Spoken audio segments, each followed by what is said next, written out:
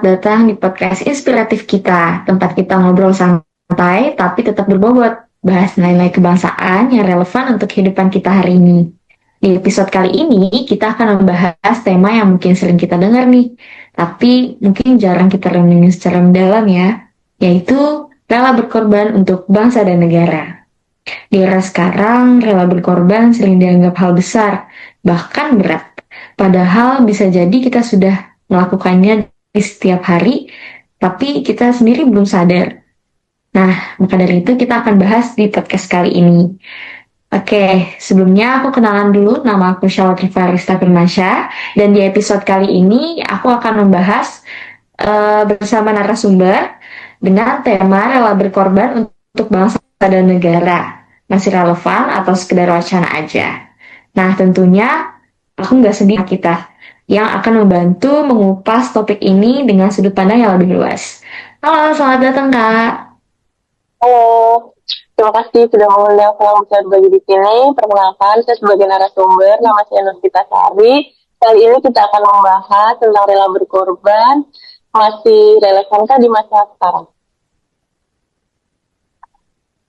Oke, mantap. Langsung aja nih Kak, aku ke pertanyaan ya. Nah, menurut Kakak sendiri, sebenarnya apa sih makna rela berkorban untuk bangsa dan negara di masa yang sekarang?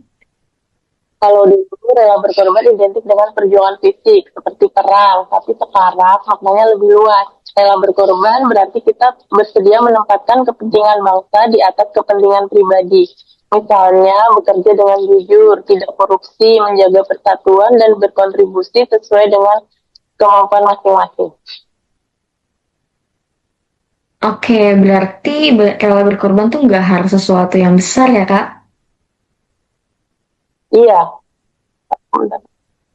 rela berkorban berarti betul, justru yang kecil tapi konsisten itu yang penting. Contohnya sederhana seperti taat aturan, tidak menyebarkan hoak, atau bekerja secara profesional. Hal-hal kecil ini kalau dilakukan banyak orang dampaknya besar untuk negara.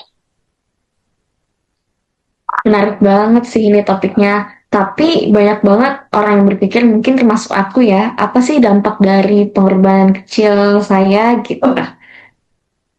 Itu wajar sih, tapi kita harus ingat bangsa ini dibangun dari kontribusi banyak individu. Kalau semua orang berpikir kontribusinya kecil dan tidak penting, justru tidak akan ada perubahan. Rela berkorban itu bukan soal besar kecilnya, tapi soal niat dan konsistensinya. Mungkin kalau untuk generasi muda atau ASN misalnya, bentuk nyata rela berkorban tuh seperti apa ya Kak?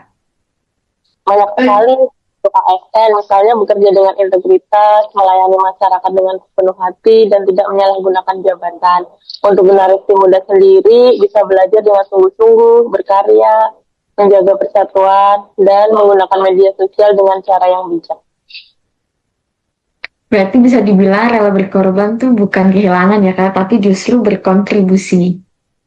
Betul sekali, rela berkorban itu bukan berarti kita dirugikan, tapi kita sedang berinvestasi untuk masa depan bangsa kita. Wah, menarik banget dan keren banget sih.